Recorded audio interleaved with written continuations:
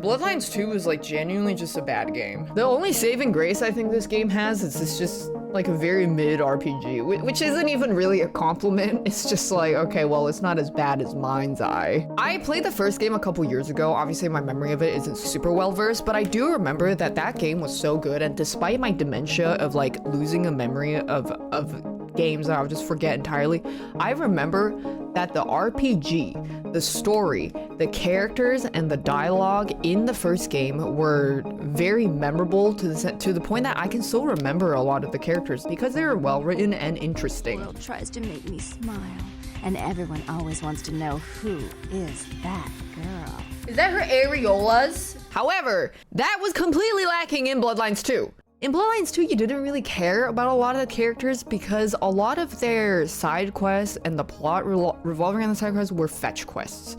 Overall, Bloodlines 2, terrible sequel. I'll get more into like the development hell of it, but right now I think I need to just break down the game as it is and just talk about that, and then we'll talk about the context behind why it was such a piece of shit in the behind the scenes. You find out that there's like some kind of political drama basically that had to do with a certain prince, the big titty woman who I already forgot the name of. I just remember she had big tits. What was her name? Lou. Yeah. This is just a plot summary. So Lou is power hungry. She wanted to stay prince, but she decided to step down because she was doing some fuck shit behind the scenes. She gives the power to Campbell. Campbell actually worked for her. And then eventually Campbell gets his fucking head ripped off because you woke up. And then Safia is a character who you meet pretty early on, and she seems like she's just like really, oh my god, ha, ha, ha, I love you, blah blah. She had her lover killed by Lou in the past, so she set out on a 100-year revenge arc to brew the perfect host for her lover to take over. Yeah? Any questions? Like, I have to make sure that you guys are like understanding the plot. So basically the overall plot was just a giant revenge arc and power struggle, and it was told very poorly because there's nothing wrong with telling a revenge plot or a power struggle. It's just there was not a lot of interest behind these characters. They were all very like one-dimensional in what they wanted. How you could tell that story better would be like, you have to, one, develop Lou as a character to have more motive besides just having power for the sake of power. And you have to sprinkle Lou's involvement in much more subtle ways than just jacking off a bunch of different small NPCs that like it wasn't even related. And the best way to tell a story to build up intrigue in the player that is experiencing this mystery is like, you have to feed them crumbs, but then these crumbs still have to have flavor. Like, it has to have something that you can work out of it and be fed crumbs every now and then. However, the crumbs that they were feeding you had no flavor. What they were doing is basically, hey, talk to this guy, to talk to this guy, to talk to this guy, to talk to this guy who might have some info about it. And then the first 4 guys that you talked to had no info. You could have condensed that storytelling and made it so much more effective than just dragging it out and making it feel so tedious. That being said, my overall criticism of the plot is just like, it's very baby, and it felt like it was written by a 12-year-old trying to write like Nancy Drew for the first time. Let's get to the writing and the dialogue. So the writing and the dialogue, as you're having dialogue with the characters, this is the screen for like 99% of the game. The person here, and then the dialogue options here. They don't even move. Like, they barely even move. And you notice this within the first 20 minutes of the game, is there is some talking, it immediately just cuts to them going like. Even when you first see a character for the first time, it's very rare that they have some kind of intro scene where they animate your character walking in the room, and then they're like flourishing around a little bit, and then looking, and then talking. It's very rare for them to do that, and then when they do, it lasts 5 seconds, and then it jumps to this scene again. Which is like, okay, this is like very normal of how you tell dialogue. However, the bridge between getting to this stage and your character walking up from a level is what was lacking is like they didn't even have any kind of artistic flair in a cinematic intro before this. You walk up and talk to a character, it just goes straight to this. You rarely ever even see them like kind of interact with their environment. You don't even really see them move. They're not really animated in any of their actions, so they're just kind of standing there and just staring at you. It made the voice acting sound very awkward because they would be putting their whole pussy into the line delivery, but then the character would just be like this. So like I said, again, repeating, it's not a problem that like you just stand there and talk. It's if you are going to pride yourself on a storytelling RPG modernized in 2025 based off of the cult classic Bloodlines 1 where everybody talk about how cool and memorable the characters and stories are, and you come out with this piece of shit, like people are gonna notice. It's not very good. So that being said, another massive gripe that I had with the overall storytelling is, don't know why they went with the direction that you as a character, you play an elder vampire who has a dampener, like your powers are weakened. If you're an elder vampire, you can literally, like, you don't have to listen to anybody. You could just like flick your finger and Lou would probably just fucking die. But they're like, obviously, for plot reasons, your power was weakened because Safia. How? Sabat Black Hand Magic. Why? She just wanted to bring her lover back. Starting as a loser is like one of the best ways of telling a story, because then you really get to experience the whole journey and your actions and consequences of playing through the game. Which brings me to another point. This game has a relationship meter, and as far as I fucking knew, it did fuck all. I think the only relationship thing that mattered was like maybe it changed one still cutscene at the end that was like a picture video and that was it. That didn't open up any quests. That at most gave like one extra context of the conversation, and that was it. So usually when you play a game and you side with a faction, they would be like, oh my god, thank you so much, like here's what we can do for you, here's a buff, here's an extra sex scene, we're going to help you for the final fight or something like that, you know, like, or here's a cool side quest that I feel comfortable in opening up to you about, you know?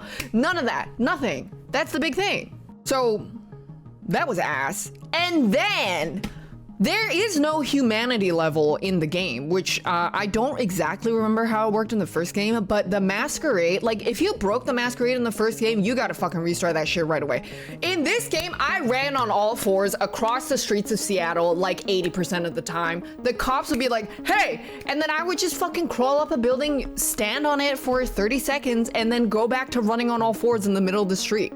It didn't matter until the bar filled up all the way full to the red. Then you just insta-die because it's like, oh, you shouldn't have broken the Masquerade. So that was the only limit that they had in going like, okay, don't break the Masquerade. Remember, that's like the theme, don't break the Masquerade. And the only thing was like filling the bar and then you just insta-die.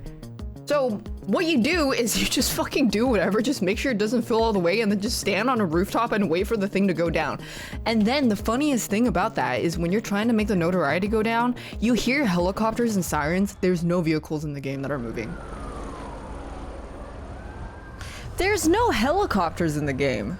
There's no cars, there's no helicopters. I've heard the helicopter noise multiple times and it sounded super fucking close. I look up, there's no helicopters. There's no police on rooftops. Police can't get to the rooftops at all. The lore of Vampire the Masquerade is the Masquerade, in case you didn't know, and the Masquerade is about upholding being able to blend in living with humans as vampires. It just didn't really fucking matter. I think that is most of the writing criticisms that I have. Just very weak, very juvenile. Felt like a 12-year-old wrote it. The plot twists were all just boring. The only ounce of interest I had in the story was when I was like, oh my god, there's a serial killer, like let's try to figure it out. And then it just dragged on and on and on, and then when you find out what the serial killing was, it was like, that's it? What the fuck? Oh. So let's move on to the next point. The gameplay. Oh, honey. My game looked laggy as fuck, but it wasn't lagging. They had these choppy animations that were not very smooth. Like, it didn't look very smooth, and then it had constant hit stops with when you do hit an enemy. So it's like, and my game looked like it was stuttering. And if you go back and look at when I was fighting the unborn sewage level, like my game straight up looked like it was lagging. But it wasn't lagging. It was the fucking animation that they decided to do and the effects that they added, which I think is a result of lack of experience of combat from the developers. My major issue with the combat, specifically the melee combat, was there was no upgrading your base damage. Let me explain. There were passives that you can get. So these are all like different vampire clans that you pick in the beginning. I picked Tremere, right? Yeah, so that means that all of these skills were automatically unlocked for me, and at the very top is a passive skill. All the skills at the top are passive skills, and these are other clans. So because you're an Elder Vampire, you can actually go and unlock all the other skills, granted that you go around and jack off in the open world a little bit and get the correct currency to upgrade it. And then once you upgrade this, then you unlock this passive. And one of the passives from a different clan that you had to grind to was iframes for feeding. And I'm like, why the fuck would you put why would you put that in a passive? Like, that makes no sense to me. If you had like a separate, this is the only skill tree, by the way. If you had a separate skill tree that was like increasing your base character things that outside of clan skills, one of them should be a perk that's like infinite frame, like iframes while feeding, or like faster feeding, or like more base melee damage, or more health, more armor, or like 3-hit combo doesn't execute, faster execute, different execute. But there was none of that. There wasn't any kind of like execution differentiation. There wasn't any kind of like unlockable skills for new executions or like a feed slash execute. They just had no variety in upgrading the base of what your character could do. Everything was locked behind what clans could do, which was really fucking weird. And I was like, okay, I feel like these devs are just fucking noob and they have no experience in making combat, and turns out I was right. So that means you have about 1, 2, 3, 4 times 5, or however many clans, at least 20 different abilities that you can use, which is cool, right? Like, all the different cool shit. Just kidding. Because turns out that in your slot 1, you can only choose from one of these. And then in your slot 2, you can only choose from one of these. You cannot mix and match 2 abilities from slot 2 and 2 abilities from slot 3. You can only get these. Like, you can only use it in the corresponding slot. That also makes it a lot less dynamic. And I'm like, if you're an Elder Vampire, why the fuck wouldn't you be able to just do some crazy OP shit? And then they had the fucking audacity to try to lock some of these fucking clans behind DLC. Oh my god! They were trying to do that shit and they had so much backlash. People were like, you better not be fucking trying to do what I think you're doing. And people were out for blood, and they're like, oh shit, sorry, no, we were like totally not gonna do that or anything. And then they rescinded that, at least. One good thing is the movement and the parkouring was really smooth. I never felt like I had to fight the controls on where I wanted to go. Like, if I was trying to jump somewhere, I would be able to jump there. If I was trying to climb a pipe, I could easily climb a pipe. The traversal was very smooth, and they did the parkouring pretty well. It's like really easy to climb up buildings, really easy to glide. It's really easy to like get airtime and glide and just move around really fast. So that was fine. It came to a point where as I'm punching these enemies, like, I can't use my abilities because I don't have enough blood. And to get blood, you have to like suck the enemies, but then you don't want to suck the enemies or execute the enemies because you don't have iframes doing that.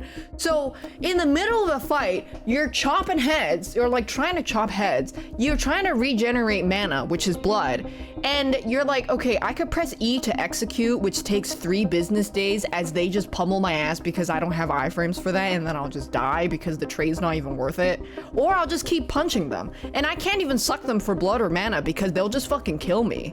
Then the most reliable thing is just doing this or picking up telekinesis. But then what if there's no telekinesis available things around you? Then you just do this. So I'm just doing this, right? And it does like 10% of their health on normal. And you're an Elder Vampire. You're getting your fucking ass beat by like 5 homeless people in the sewers.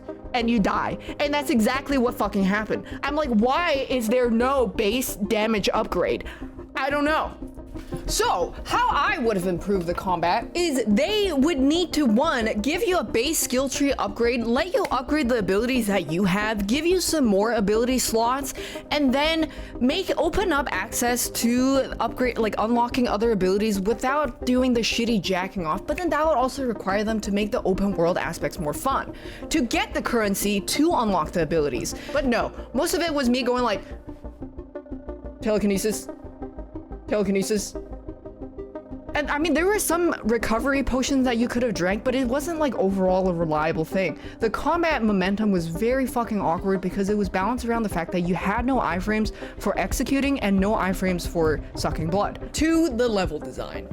Holy shit! When you go into the detective sections of the game where you're playing as Fabian, you're like, okay, I need to take this elevator to talk to Lou. And then, I shit you not, they just put a guy sitting in front of the elevator and said, hey, can you find out 3 pieces of gossip from these characters? You already know you have to go to the elevator to talk to this person to advance the plot. This guy, I shit you not, in the main story just sends you to do some jack off quests across the map for 3 different characters. And you're like, I need to go and confront the murderer. I do not have time to jack off 3 people for you, which makes it feel even worse because you already know where the plot is going. And jacking these 3 people off barely have any relevance to the confrontation. So they do that multiple times in this game, especially in the Fabian sections. It's bad. This game was a fucking dumpster fire of a game, considering that they attached themselves to the Bloodlines title, which comes into question of the development hell that this game has gone through. So originally, it went through 3 different dev studios before eventually settling to the Chinese room, who specialize in making walking simulators, which make a lot of sense. They had no experience in making combat. They have no experience in the nuances of what makes combat good. The animations for combat look like shit. There's like a severe lack of skill trees and upgrade and like abilities and stuff, and it shows. It's just very disappointing and really sad because if there was a universe where this game with all these cool concepts came out really well and became like probably one of the top RPGs, but it's not this world. Because I think the reason that this game ended up being in the hands of this developer was because they were probably the only ones who were able or like wanted to do it in such a short amount of time and a smaller budget. And I think they pretty much were only able to find these guys to do it, and they were like, okay, sure, whatever. But it is $70. I wouldn't even play this game even if it was free. Okay, I gave this game a solid 5 out of 10. But then if I consider the pricing and like the attachment to the Bloodlines title, it's like a 4 out of 10, which is about 1 point higher than I rated Mind's Eye. Bro, this shit is so ass. I don't even know how they came to the decision-making process of coming up to this point. It's kind of impressive. That was my thought process playing it. Like, I was like impressed at how terrible it was. So this game, complete waste of your time. Terrible game.